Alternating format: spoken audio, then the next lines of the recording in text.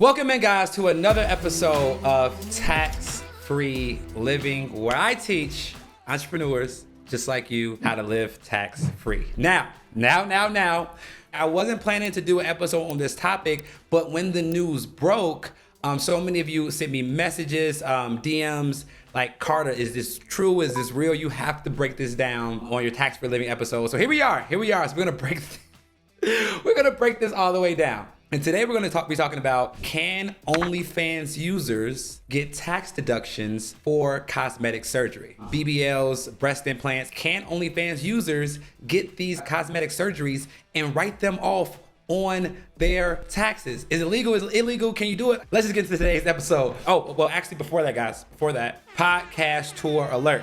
The Melanin Money Show has collaborated with the Social Proof podcast, right? To come and give you all the Social Proof, Melanin Money, the Proof is in the Profit podcast tour. So if you want to get your tickets and see if we're coming to your city, all you have to do is go to www.proofandprofits.com to see if we're coming to your city and to secure your seat, okay? All right, without further ado, let's get into it. So let's first talk about the story that almost broke the internet. It was trending on every major media platform. So the gist of it is, there was a OnlyFans user named Rebecca Goodwin, right? She's 29 years old. In 2020, she decided to get breast implant surgery to increase her odds at increasing her income using the OnlyFans website, right? She came to the public and said, hey, like, if I wasn't doing OnlyFans, I would not have gotten this boob job. But because OnlyFans is my main source of income, I got the surgery because I really wanted to, increase my income on the platform and get more viewership, right? So she said she was feeling quite insecure, and then she got the surgery. So when she brought this information to her accountant recognized instantly that the surgery that she paid for could be classified, right? Could be classified as a legitimate business expense when she filed her 2021 tax return. So she added the expense as a business expense and essentially wrote off her breast implant surgery. Now, before we go any further, ladies, before you go run and go get this done, please watch the rest of this episode so we can see if this is a legitimate tax deduction or not, right? So that's the story, right? Now, the biggest question in everybody's mind and social media, in the comments, are going crazy, like, is this legal? Is this illegal? Like, we need accountants to break this down. And I didn't see anybody else doing it, so I decided to break it down on this show today. So we now know the story. So let's now move to the tax code. I brought this up on multiple episodes. Code section 162A says, right, if you're a business owner, self-employed person, independent contractor, right? Any expense that is both ordinary and necessary for you to operate your business is a tax-deductible business expense to you. Who gets to decide whether an expense is ordinary and necessary? That's a great question. Does the IRS get to decide if an expense is ordinary and necessary, or do we, the business owner, get to decide if an expense is ordinary and necessary? And the answer to that question is, we get to decide whether an expense is ordinary and necessary. We, the business owner, we, the contractor, we, the self-employed person, get to decide whether an expense is ordinary and necessary to our business, because it's different for different businesses, right? Let's say you're a, construction company. You're probably not gonna have tens of thousands of dollars in expenses for travel because you're a construction worker. You're not traveling that often, right? It'd be really hard to prove to IRS that a first class flight to different cities is a legit tax deductible expense. Let's change the scenario.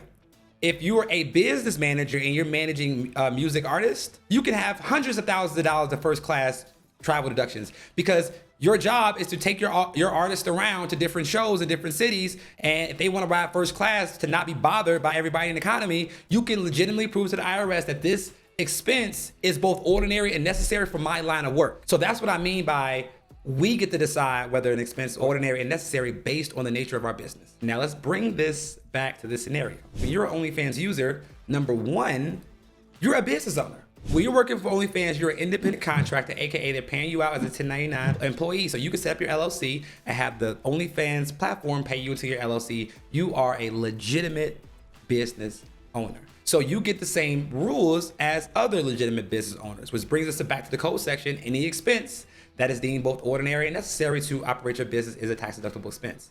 Now, on top of that, the tax code also says, if you can prove that the expense has a reasonable chance of bringing the business more revenue, it is also considered to be a business expense. right? Because if you're paying for something that has a legit probability of making the business more money, then that's a business expense, because the goal of business is to make more money. And if that expense is helping you make more money, i.e. it's ordinary and necessary to operate your business, right? So bringing this back to the scenario, Rebecca's argument and her accountant's argument is like, hey, if she can prove that this expense helped make her more money, then it can be deemed a legitimate business expense. So let's bring it back to the story, you all. Rebecca, who was a single mother of 2, says before the surgery, she was only making $12,000 a month with the OnlyFans platform. Now, a month after debuting her new situation, her income jumped to $34,000 a month.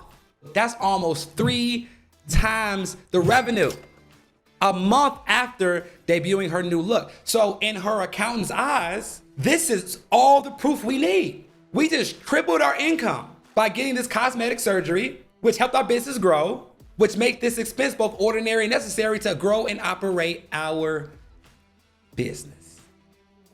Wow. Here's my thing, right? Everything's cool until it's not. Right? So if you ask my initial opinion, this is a gray area in the tax code. Okay? This is a gray area in the tax code because OnlyFans is a very new business. I think it was created 3 or 4 years ago. So it's a very new business. And this is a problem that the IRS has not ran into yet. When it comes to the tax code, guys, our world is changing faster than the tax law can. So there are going to be a lot of situations just like this where the tax code hasn't caught up to current events.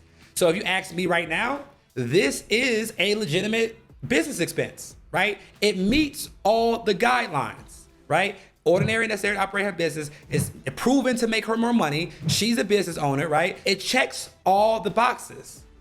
It checks all the boxes. Now here's also what I will say. All it takes is one IRS court case to wipe this out, right? So that's why I say it's cool until it's not. So right now, it's a gray area in the tax code. And if you ask my opinion, according to the tax code, it's legitimate. Now, if she was to get audited and go to court and they shut it down and they make an amendment to the law due to this case, then it's gone. But right now, if you can get it while the getting is good, get it while the getting is good, right? I will say this. So just like Rebecca said in her quote, here's what I don't want you to do. I don't want you to go set up an OnlyFans account just in the attempt to write off your cosmetic surgery. That's no different than somebody starting a business or a hobby, turning it into a business just to write off the expenses related to it, right? You need to go into the business with the intentionality to make money. If you go into the business with the intentionality to make money and then you have expenses that help you make more money, it's legitimate. But what I don't want to see is people try to get into this business just to write off cosmetic surgery, BBLs, breast implants, all this other augmented body surgery. But in her case, it seems legitimate. So you let me know in the comments below, what do you think, right? Is this legit? Is it not? Are you gonna try this? Are you an OnlyFans user? Did you know this? I'm curious to see what you all have to say in the comments. So leave your comment below, like, and subscribe. And I'll see you guys on the next episode. Peace.